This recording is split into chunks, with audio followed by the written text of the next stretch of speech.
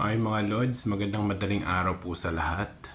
Today is 1st of January 2024. At ayan, Happy New Year po sa lahat. Happy New Year po. Sana po ang pagpasok ng 2024 sa atin ay kasing sigla ng mga isdang nandyan sa pond at kasing ganda ng mga bulaklak na nakikita natin ngayon.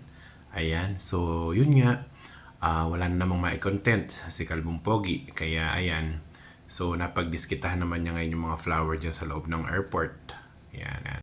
Talaga naman mga Lods, nakakatuwa naman talaga at nakakabighani itong mga bulaklak na to. Kasi makikita nyo naman napaka-colorful, napaka-lalaki niya. Oh. Di ba? Ang gaganda talaga, mga sariwan-sariwa.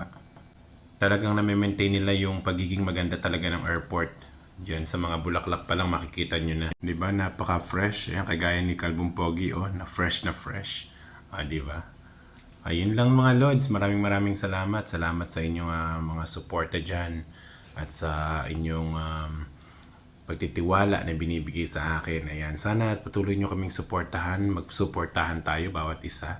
So yun lang mga Lods. Maraming salamat. Happy New Year po ulit sa lahat. God bless po. Ingat po lagi. Ayan. Thank you so much po. Welcome 2024. God bless.